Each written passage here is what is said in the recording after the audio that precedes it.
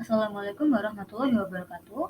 Kami dari kelompok 6 akan mempresentasikan mengenai The Economics of Nonsense Open Stilts, Basic Human Rights and Economic Analysis.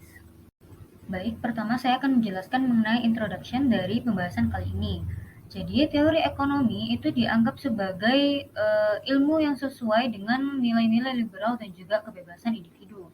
Lalu teori ekonomi itu berasal dari dua pemikiran filosofis. Yang pertama teori dari John Locke yang bernama Liberal Natural Rights Doctrine yang membahas mengenai kebebasan dan juga kekayaan dari liberalis modern serta ekonomi normatif. Lalu yang kedua berasal dari Adam Smith yang menjelaskan mengenai kepemilikan pribadi dan negara dengan cara dan pandangan yang sama tentang sifat manusia seperti yang dijelaskan oleh John Locke. Lalu dilihat dari kedua pemikiran ini dapat dilihat bahwa analisis ekonomi ini berhubungan dengan utilitarianisme, di mana hubungan dari keduanya itu paling jelas terlihat dalam teori ekonomi kesejahteraan klasik.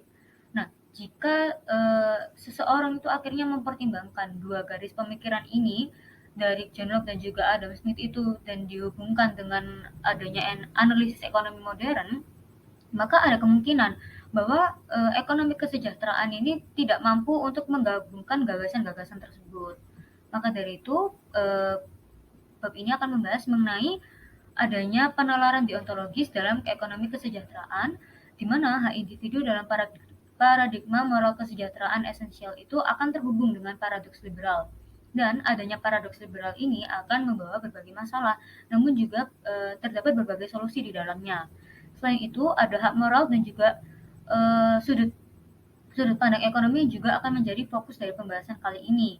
Serta setelah mengklarifikasi status ekonomi dari hak individu, pada pembahasan kali ini juga akan ditunjukkan bahwa konsep fungsi pembobotan mengenai posisi hak dapat menjadi solusi yang paling baik dan paling mungkin untuk masalah-masalah yang mendasarnya. Selanjutnya, kami akan menjelaskan mengenai Rights and Economics, the Liberal Paradox. Dalam pembahasan liberal paradox akan terdapat dua pembahasan. Yang pertama adalah the paradox in its original representation, individual rights as decisiveness. Nah, di sini setiap penilaian hak individu dalam kerangka ekonomi harus mempertimbangkan paradoks liberal sense. Nah, demi klarifikasi dan karena adanya fakta bahwa paradoks liberal ini itu tidak hadir dalam filsafat politik seperti dalam ilmu sosial, akhirnya peneliti melakukan berbagai upaya yaitu merekapitulasi formulasi asli dari paradoks liberal sense. Nah, berdasarkan dari formulasi tersebut akhirnya bisa dilihat adanya rekapitulasi aksioma social decision function atau SDF yang dibagi menjadi 3 aksioma bisa dilihat dalam slide. Nah, yang pertama ada unrestricted domain yang dikodekan dengan huruf U atau UD yang menyatakan bahwa kisaran status sosial yang sedang dipertimbangkan tidak boleh diatur dengan sengaja.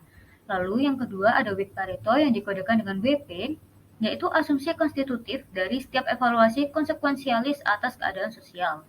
Lalu yang ketiga ada sen-liberalisme yang dikodekan dengan SL, di mana liberalisme atau keberadaan hak individu didefinisikan sebagai keberadaan ketegasan atas negara sosial, yaitu kemampuan individu untuk memilih hasil tertentu dari interaksi sosial. Nah, paradoks liberal sense atau ketidakmungkinan liberal Paretian menyatakan bahwa adanya fungsi keputusan sosial atau SDF ini memenuhi kondisi dari ketiga aksioma ini, yaitu unrestricted domain, weak Pareto, dan juga sen-liberalisme secara bersamaan. Telah diperdebatkan bahwa konsepsi ketegasan Sen tidak tepat untuk menangkap gagasan tentang hak-hak individu. Sebaliknya, hak individu adalah seperangkat strategi yang diizinkan atas serangkaian alternatif sosial yang layak. Dengan demikian, beberapa penulis mencoba memecahkan masalah mendasar dengan memodelkan hak individu sebagai game form. Dalam game teori framework, masyarakat memberikan kepada setiap individu serangkaian tindakan yang diperbolehkan, dan keadaan sosial adalah kombinasi spesifik dari tindakan individu yang diizinkan. Dalam contohnya Sen, terdapat dua individu, yaitu Last Vicious dan juga Brute, yang mana mereka memiliki dua strategi yang diperbolehkan. Ditujukan pada tabel 19.1 yang menunjukkan kemungkinan hasil dari berbagai strategi. Kedua aktor tersebut memiliki strategi yang dominan. Untuk Last Vicious adalah read dan untuk Brute masing-masing adalah not read. Jadi alokasi B yaitu not read dan read adalah Nash equilibrium dari one shot non-cooperative game ini. Namun, hasil ini didominasi oleh Pareto dengan alokasi A, yaitu real dan non-real. Paradoks liberal tidak dapat diselesaikan hanya dengan menyatakan kembali masalah tersebut sebagai bentuk permainan, dan hal ini merupakan hal yang sangat umum untuk semua interaksi sosial dalam masyarakat yang menganut nilai-nilai liberal dan rasionalitas kolektif. Dan setiap kali rasionalitas kolektif dipahami dengan cara welfaris. Paradoks liberal menyatakan bahwa setiap masyarakat dipaksa untuk membuat keputusan penting antara nilai-nilai liberalisme dan rasionalitas kolektif. Pilihan yang tak terhindarkan ini sulit diterima oleh para ilmuwan yang menghargai kebebasan individu tanpa mau mengesampingkan gagasan rasionalitas kolektif sama sekali. Berbagai upaya telah dilakukan untuk mengatasi situasi yang tidak nyaman ini. Solusi yang paling jelas menetapkan untuk membatasi rangkaian preferensi yang dapat diterima untuk setiap pemain. Dengan demikian, masalah-masalah diselesaikan dengan mempersempit himpunan keadaan sosial yang memenuhi syarat, yaitu dengan kualifikasi aksioma unrestricted domain. Dalam percontohan Sen, paradoks terjadi karena fakta bahwa kedua aktor memberi nilai pada tindakan orang ketiga yang tidak secara langsung mempengaruhi lingkup individu mereka. Dengan kata lain, ketidakcocokan antara nilai-nilai liberalisme dan rasionalitas kolektif muncul dalam contoh Sen dari eksternalitas psikologis. Both actors are adversely affected by contemplating the action of another person, namun hampir tidak sepadan dengan gagasan liberalisme dan kebebasan individu. Dengan demikian, salah satu solusi yang menonjol untuk memecahkan paradoks liberal adalah dengan mengecualikan preferensi terkait lainnya dari serangkaian tujuan individu yang dapat diterima. Mungkin keberatan bahwa membatasi perangkat preferensi yang diizinkan bertentangan dengan pertimbangan nilai dasar welfarisme untuk mengambil preferensi sebagaimana adanya, bukan sebagaimana seharusnya. Namun, pembatasan ini sepenuhnya sesuai dengan premis teori liberal. Membatasi struktur preferensi yang diperbolehkan pada preferensi egois sebenarnya memecahkan masalah yang diuraikan. Menghilangkan preferensi mengenai orang lain dari perangkat sistem penilaian dasar individu yang diizinkan, tidak hanya mengesampingkan pengenaan preferensi paternalistik pada pihak ketiga, tetapi segala jenis penalaran moral apapun. Membatasi struktur preferensi aktor hanya untuk egoisme akan mengharuskan dia untuk menjadi bodoh sehubungan dengan seluruh lingkungan sosialnya, dan dengan demikian akan menarik dasar musyawarah moral dalam konteks sosial. Baik, saya Nidia Artanti Ghazali akan melanjutkan pembahasan mengenai 19.2.3.2 yaitu Constitutional Liberties. Constitutional Economics atau ekonomi konstitusional menggunakan instrumen individualisme normatif dan egoisme moral sebagai blok teoritis. Namun, ekonomi konstitusional menyimpang dari konseptualisasi teori pilihan sosial yang melakukan proses pengambilan keputusan sosial sebagai proses dua tahap, yaitu pada tahap pertama, anggota masyarakat memilih strategi universal yang dapat diterima oleh semua orang. Dalam kerangka ekonomi konstitusional, hanya strategi-strategi yang sah yang dapat diterima oleh semua anggota masyarakat. Pada tahap kedua, individu bergerak sesuai dengan preferensi mereka dan berdasarkan aturan yang dipilih pada tahap 1. Permainan pilihan aturan pada tahap pertama dengan demikian membatasi himpunan alokasi yang layak pada tahap kedua yang mungkin mengesampingkan kompleksitas yang pada akhirnya mengarah pada paradoks liberal. Di samping pengaruh pembatasan alokasi yang layak dapat berpotensi menimbulkan konflik, ekonomi konstitusional menawarkan pendekatan yang berbeda dan mungkin lebih produktif terhadap perumusan hak-hak individu. Dalam tatanan konstitusional, hak dasar individu bukanlah ketegasan seseorang atas situasi sosial tertentu, melainkan sistem hak dikonseptualisasikan sebagai seperangkat strategi universal yang dipilih dengan berdasarkan konstitusi tingkat. Seperti dalam pilihan sosial, ekonomi konstitusional memecahkan paradoks liberal dengan melanggar aksioma domain tak terbatas atau unrestricted domain. Namun, dalam kasus ini, pengecualian negara sosial tertentu tidak dilakukan secara sewenang-wenang, tetapi dengan cara tertentu yang konsisten dengan pertimbangan nilai welfare. Proses pemilihan aturan pada tahap pertama, yaitu pada konstitusional, memastikan hasil yang efisien dan dengan demikian sesuai dengan rasionalitas kolektif dan hak individu. Baik, masuk kepada subbab selanjutnya yaitu Basic Liberties, the Valuing Function, and Natural Rights. kita akan membahas dua topik yang berbeda, yaitu yang pertama ada Economic Status of Basic Human Rights dan the Social Valuation of Individual Rights. Baik, masuk pada topik yang pertama, yaitu the economic status of basic human rights. Di mana di sini dikatakan bahwa legal rights are chartered, codified by law and legislation, and sanctioned by political authorities. Jadi, ketika berbicara tentang hak, biasanya orang memikirkan klaim yuridis individu masing-masing gitu ya. Jadi, badan hukum yang berhak atas hak tertentu itu dapat menegakkan klaimnya melalui pengadilan atau otoritas publik lainnya. Nah, di sini ada yang namanya status hak positif, yang mana secara tepat ditentukan oleh sistem peradilan dan politik dari suatu masyarakat. Nah, berbeda dengan hak positif, ada status normatif dari hak moral, yang mana akan kita bahas ini, hak moral. Yang mana hak moral sendiri ini lebih ambigu karena tidak ditetapkan oleh undang-undang. Jadi mereka secara konseptual itu mendahulukan dan independen dari hak konvensional dalam bentuk apapun. Nah, dengan demikian keberadaan hak moral ini tidak dapat dinyatakan dengan secara empiris gitu ya. Juga tidak dapat disimpulkan dengan metode ilmu positif manapun. Nah, di sini menurut Hare dan Bernbacher, secara umum hak moral ini dapat dibedakan menjadi 3 kategori yang berbeda.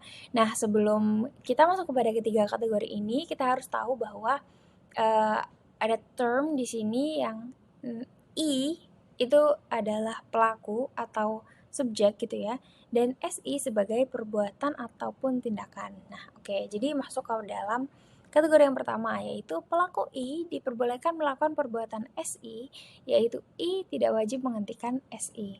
Kemudian yang kedua ada pelaku I bebas untuk melakukan tindakan SI, yaitu semua anggota masyarakat wajib menghormati kebebasan bertindak I sehubungan dengan SI dan tidak boleh ikut campur dalam hak ini. Nah, untuk yang ketiga ada agen I memiliki hak moral atas sumber daya X, atau dengan kata lain memiliki moral mengklaim diberkahi oleh masyarakat dengan sumber daya yang diperlukan untuk melakukan tindakan SI. Nah, dari ketiga kategori ini kita bisa simpulkan bahwa ada konsep hak, ada konsep kewajiban, ada konsep kebebasan, yang mana satu dengan yang lainnya itu terkait satu sama lain.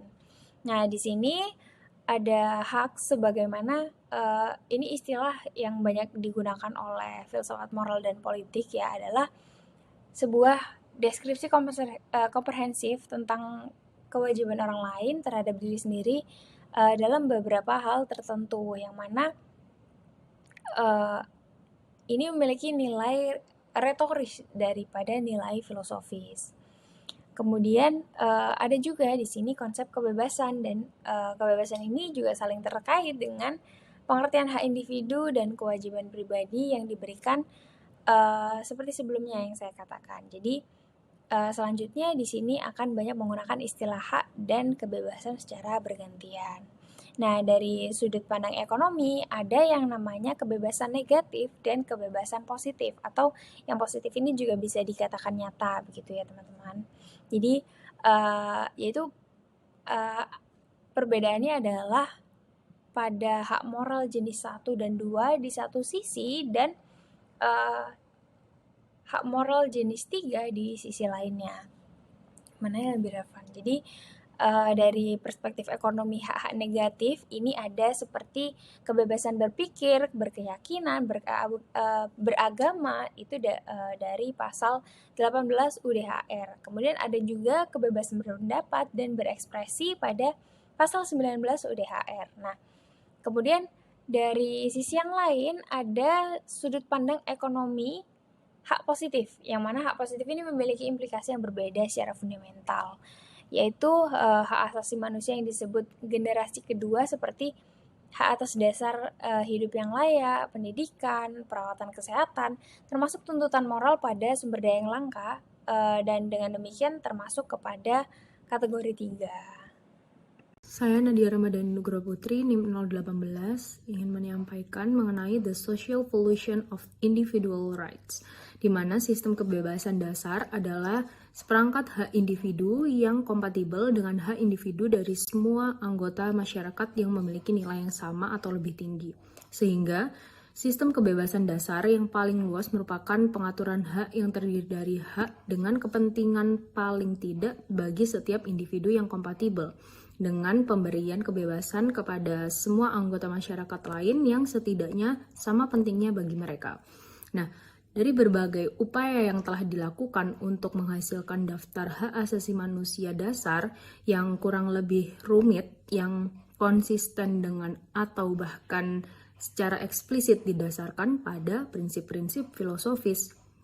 Nah, dalam bab ini, Locke itu melegitimasi kendala kebebasan individu oleh otoritas publik hanya dengan cara pelestarian bersama kehidupan, kebebasan, dan harta benda mereka yang disebut juga dengan nama umum yaitu properti. Di mana setiap kali Locke ini itu berbicara tentang properti, apa yang ada di pikirannya adalah trinitas kehidupan, kebebasan, dan dengan demikian merupakan singkatan yang mendistorsi jika seseorang mengambil kutipan Locke bahwa ujung utama pemerintahan adalah pelestarian dari properti sebagai pembenaran filosofis hak milik biasa dalam posisi rendah modern. Nah, apa yang sebenarnya ada dalam pikiran Locke ini adalah sistem kebebasan individu dasar yang luas yang harus dilestarikan oleh otoritas publik. Nah, dalam teori Locke ini, hak untuk hidup dan integritas tubuh dan perlindungan mereka oleh otoritas politik adalah tanpa persyaratan. Nah, hal ini itu disebabkan oleh fakta bahwa tatanan politik atau berhutang keberadaannya yang kurang etis ini kepada kepentingan bersama orang-orang adalah untuk melarikan diri dari keadaan alam dan rasa tidak amannya yang berlaku. Nah, bagi Locke, ini itu terbukti dengan sendirinya dengan alasan adanya keadaan alam, yang mana ini tuh memiliki hukum alam untuk mengaturnya yang mewajibkan semua orang untuk mengajarkan semua umat manusia yang hanya akan berkonsultasi dengannya, bahwa juga karena semua setara dan tidak tergantung. Tidak ada yang harus menyakiti orang lain dalam kehidupan, kesehatan, kebebasan, atau harta miliknya. Dan semua berbagi untuk semua dalam satu komunitas alam. Tidak mungkin ada subordinasi yang seharusnya di antara kita yang dapat memberi wewenang kepada kita untuk saling menghancurkan, seolah-olah kita diciptakan untuk penggunaan satu sama lain gitu. Nah, Locke ini itu juga membatasi haknya untuk hidup dengan kebebasan negatif, yaitu dia menyatakan bahwa tidak ada yang memiliki hak untuk menyakiti orang lain dengan cara yang merampas hak dasar mereka untuk hidup. Namun, jika kita mengambil pemahaman yang lebih komprehensif tentang hak-hak individu, seperti misalnya berasal dari konsep kemampuan dasar, tugas masyarakat global sehubungan dengan pelestarian kehidupan seseorang itu meningkat pesat. Jika kita menerima hak untuk hidup sebagai mampu hidup sampai akhir kehidupan manusia dengan jangka panjang yang normal, ini tuh menyiratkan bahwa hak bagi setiap orang untuk subsisten minimum, dan dengan demikian tugas untuk menjadi lebih baik di dunia ini itu adalah untuk memasok mereka yang hidup dalam kemiskinan ekstrim dengan sumber daya yang diperlukan. Nah, dalam hal hak milik, pendekatan Locke ini tuh jauh lebih ketat, sedangkan dalam diktum Locke itu setiap orang berhak atas hak hidup dan kebebasan alam oleh hukum alamnya, dan hak ini itu terbukti dengan sendirinya oleh akal bagi semua orang. Lalu juga dasar moral hak milik lebih kompleks. Dengan begitu, hal ini itu terutama disebabkan oleh fakta bahwa teori moralnya didasarkan pada premis properti umum, sumber daya material bagi seluruh umat manusia. Selanjutnya, pembahasan 19.4 yaitu conclusion, paradoks liberal yang dirumuskan sekitar 40 tahun yang lalu masih menjadi isu terbuka dan belum terselesaikan dalam teori pilihan sosial. Meskipun banyak artikel yang telah diterbitkan tentang hal ini, dan beberapa upaya telah dilakukan untuk memecahkan masalah yang mendasarinya, namun belum ada solusi yang memuaskan. Memahami dampak hak-hak individu dasar pada hasil ekonomi memungkinkan kita untuk menganalisis prasyarat normatif analisis ekonomi dan khususnya pada welfare secara lebih mendalam. Terdapat 3 hal. Yang pertama, menunjukkan bahwa ilmu ekonomi pada hakikatnya adalah ilmu normatif. Yang kedua, paradoks liberal memaksa kita untuk mengklarifikasi tidak hanya moral tetapi juga status ekonomi dan berbagai hak individu. Dengan menggunakan kriteria umum persaingan dalam konsumsi dan kemungkinan eksklusi, hak-hak individu dapat berupa barang publik murni, barang klub, atau barang pribadi murni, terutama disediakan untuk hak positif yang merupakan dasar kebebasan nyata dalam masyarakat. Yang terakhir yaitu konsep menghargai hak individu yang bersaing dengan menggunakan fungsi pembobotan sosial memungkinkan kita untuk menghindari banyak masalah yang terkait dengan konsep deontologis tentang kebebasan dan anugerah moral. Untuk selanjutnya, kami akan menjelaskan mengenai reflektif esai kami. Saya Nadia Ramadhani Nugroho Putri, NIM 018, akan menjelaskan mengenai reflektif esai saya, di mana keadaan alam memiliki hukum alam untuk mengaturnya yang mewajibkan semua orang dan akal, yaitu hukum itu mengajarkan semua umat manusia yang hanya akan berkonsultasi dengannya bahwa karena semua itu setara dan tidak tergantung. Tidak ada yang harus menyakiti orang lain dalam kehidupan, kesehatan, kebebasan, atau harta miliknya. Dan bagi semua dalam komunitas alam tidak mungkin ada subordinasi yang seharusnya di antara kita yang dapat memberi wewenang kepada kita untuk saling menghancurkan, seolah-olah kita diciptakan untuk penggunaan satu sama lain. Nah, hak bagi setiap orang untuk subsisten minimum, dan dengan demikian tugas yang terpenting adalah untuk menjadi lebih baik di dunia ini, di mana kita juga bertujuan untuk memasok mereka yang hidup dalam kemiskinan ekstrim dengan sumber daya yang diperlukan. Nah, dalam hal hak milik ini, pendekatan Locke itu jauh lebih ketat, di mana dalam pendekatan diktum Locke itu setiap orang itu berhak atas hak hidup dan kebebasan oleh hukum alam, dan hak-hak ini itu terbukti dengan sendirinya oleh akal bagi semua orang. Dasar moral hak milik lebih kompleks, di mana hal ini itu disebabkan karena fakta bahwa teori moralnya itu didasarkan pada premis properti umum, sumber daya material bagi seluruh umat manusia. Hal ini seperti apa yang pernah dilakukan oleh salah satu perusahaan Godrej & Boys yang menyediakan peralatan rumah tangga, salah satunya yaitu adalah kulkas, di mana terdapat kasus di India sendiri bahwa makanan India ini itu hilang karena pembusukan. Tapi pada tahun 2007 ternyata pasar kulkas ini itu hanya terjual 18%.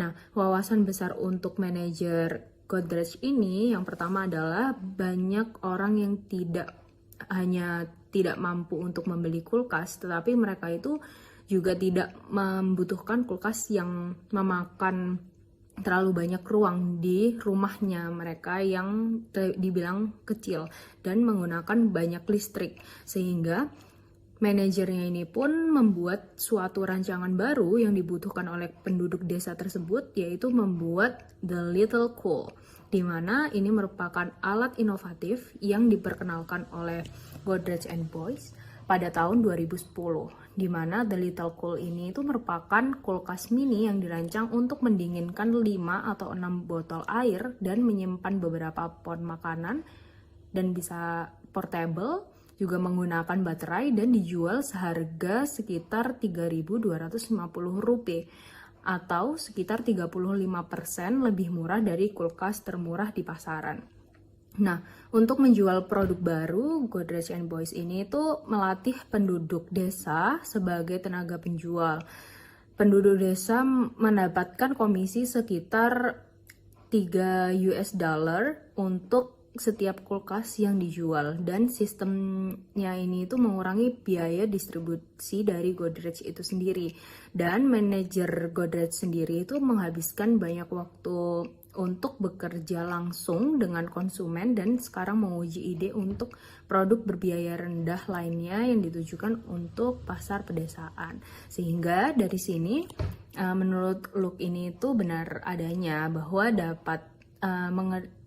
kita itu dapat mengerjakan tugas untuk menjadi lebih baik di dunia ini, untuk memasok mereka yang hidup dalam kemiskinan ekstrim dan dengan sumber daya yang diperlukan, seperti yang dilakukan oleh manajer Godrej and Boys ini terhadap penduduk desa di India, di mana manajer Godrej and Boys ini itu membantu para penduduk desa untuk mendapatkan keuntungan dalam penjualan produk kulkas itu tadi.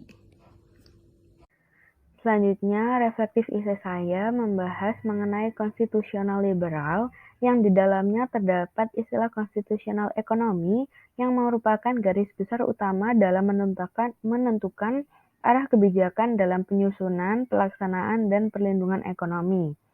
Pemikiran yang tertuang dalam konstitusi di bidang ekonomi akan menjadi pedoman dalam pembangunan ekonomi serta pembentukan kebijakan perekonomian. Konsep ini menyimpang dengan social decision making process yang memiliki dua tahap, yaitu tahap pertama, anggota masyarakat memilih strategi universal yang dapat diterima oleh semua orang. Pada tahap kedua, individu bergerak sesuai dengan preferensi mereka dan berdasarkan aturan yang dipilih pada tahap pertama. Organisasi harus memberikan semua individu kebebasan untuk berpendapat karena hal tersebut merupakan hak-hak individu di level konstitusional. Teori pada artikel di atas mengingatkan saya pada kejadian sekitar tahun 2020 yang mana Ketua DPR mematikan mikrofon Dewan yang sedang memberikan pendapatnya pada saat rapat. Setelah dilansir lebih dalam, Bu Puan selaku pimpinan DPR diharapkan dapat mengatur para anggotanya agar rapat berjalan dengan baik dan benar sehingga semua berkesempatan menggunakan hak bicaranya. Terdapat peraturan bahwa jika satu orang sudah diberikan kesempatan untuk berbicara, sebaiknya tidak mengulang berbicara lagi, tapi memberikan kesempatan yang lain untuk berbicara. Ketika seseorang menyampaikan pendapatnya, maka mikrofon anggota lain tidak dapat digunakan. Nah, pada kasus tersebut diketahui bahwa Pak Benny telah memberikan pendapatnya dan masih terus ingin berbicara, sehingga Bu Puan terpaksa untuk mematikan mic Pak Benny agar dapat melanjutkan rapat dan memberikan kesempatan orang lain untuk berbicara. Berdasarkan kejadian di atas, dapat diketahui bahwa ketika ingin merencanakan suatu hal, pemerintah atau organisasi harus berdiskusi untuk menentukan strategi atau rencana utama yang akan dilakukan dan mementingkan kebutuhan organisasi daripada individu. Setelah memutuskan strategi yang akan digunakan, masing-masing anggota dapat mengeksekusi hasil rapat tersebut sesuai dengan preferensi masing-masing, namun tetap berdasar pada strategi yang telah ditetapkan. Dalam penyusunan strategi, organisasi harus memperhatikan seluruh pendapat dan saran yang diberikan oleh semua anggota rapat, agar dapat memutuskan penggunaan strategi yang sesuai dengan kebutuhan organisasi pada saat itu dan memberikan hak individu untuk menyampaikan pemikiran mereka. Saya Nur Habibah Zain. Pada reflektif essay kali ini, saya akan membahas mengenai hak asasi manusia dasar dan analisis ekonomi. Jadi, dalam buku acuan dikatakan bahwa legal rights are chartered, codified by law, legislation, and sanctioned by political authorities. Jadi, dari perspektif ekonomi, ada yang namanya hak positif, di mana hak ini memiliki implikasi seperti hak standar hidup yang layak, pendidikan, perawatan kesehatan, termasuk tuntutan moral pada sumber daya yang langka yang termasuk pada kategori 3 yang telah saya sebutkan sebelumnya. Nah, bisa dijabarkan bahwa dalam kategori 3, misalnya ini ya, Agen E misalnya dalam hal ini di dunia pendidikan, yaitu misalnya murid, memiliki hak moral atas sumber daya X, di mana X adalah sumber daya yang bisa menunjang untuk kegiatan belajar mengajar, seperti buku, pena, dan lain sebagainya. Di mana dengan kata lain memiliki moral mengklaim oleh masyarakat dengan sumber daya yang diperlukan untuk melakukan tindakan SE, seperti belajar. Nah, adanya pandemi COVID-19 yang terjadi pada tahun 2019 lalu ini menyebabkan banyak dari siswa maupun mahasiswa yang terganggu dalam proses belajar mengajarnya. Nah, ini adalah kategori ketiga dari pengertian hak moral secara umum oleh Hare dan Bernpacher. Nah, dengan hal ini, instansi-instansi yang berdiri tidak hanya di Indonesia ya, tapi di negara-negara lain pun mulai mengembangkan sarana belajar mengajar yang menggunakan platform online. Kalau di Indonesia biasanya menggunakan Zoom maupun Google Classroom. Nah, ini merupakan cara beradaptasi dari pandemi COVID-19 yang tidak menganjurkan kita untuk saling bertatap muka dengan alasan kesehatan. Nah, namun dengan inovasi ini, hak moral dan alasan kesehatan, jadi keduanya ini dapat diatasi, walaupun pada beberapa daerah masih terdapat gangguan yang tidak dapat dihindarkan, seperti gangguan sinyal. Nah, kita sebagai filosof ini harus bisa mengatasi masalah-masalah moral dengan baik menggunakan filsafat yang benar untuk kemajuan bersama. Dalam percontohan Sen, paradoks terjadi karena fakta bahwa kedua aktor memberi nilai pada tindakan orang ketiga yang tidak secara langsung mempengaruhi lingkup individu mereka. Kedua aktor terpengaruh secara negatif oleh merenungkan tindakan orang lain. Salah satu solusi yang menonjol untuk memecahkan paradoks Libela adalah dengan mengecualikan preferensi terkait lainnya dari serangkaian tujuan individu yang dapat diterima. Menghilangkan preferensi mengenai orang lain dari seperangkat sistem penilaian dasar individu yang diizinkan tidak hanya mengesampingkan pengenaan preferensi paternalistik pada pihak ketiga, tetapi segala jenis penalaran moral apapun. Saya melihat bahwa mayoritas perusahaan terus melakukan inovasi bahkan memasuki bisnis baru karena mereka berusaha beradaptasi dengan perubahan. Tetapi berdasarkan teori ini, perusahaan sebenarnya merenungkan tindakan perusahaan lain untuk berkompetisi. Merenungkan tindakan orang lain atau perusahaan lain dapat memberikan pelajaran baik untuk diri sendiri, baik negatif maupun positif. Sehingga terdapat beberapa perusahaan yang beradaptasi, namun ada juga perusahaan yang membatasi preferensi dan hanya fokus ke tujuan mereka saja. Contohnya adalah perusahaan BlackBerry, produsen handphone, yang mana munculnya software dan smartphone Android dan Apple di dunia tidak membuat BlackBerry melakukan inovasi untuk berkompetisi. Sejak awal, BlackBerry memiliki software sendiri yang diminati oleh masyarakat dunia, sehingga preferensi Android dan Apple tidak mempengaruhi BlackBerry. Namun hal tersebut menempatkan BlackBerry ke dalam situasi yang tidak bagus karena banyaknya pengguna BlackBerry yang melakukan shifting ke Android maupun Apple. Karena ini BlackBerry menjual aplikasinya ke Android dan Apple, dan juga BlackBerry menjadi kalah saing dengan mereka. Saya Rinda Adriana akan menjelaskan mengenai reflective essay yang saya tulis berdasarkan pembahasan kali ini. Jadi, konsep liberalisme itu bisa mengarah pada kebebasan individu dalam melakukan kegiatan ekonomi demi menuju kesejahteraan dan menghindari kesengsaraan sesuai dengan konsep utilitarianisme.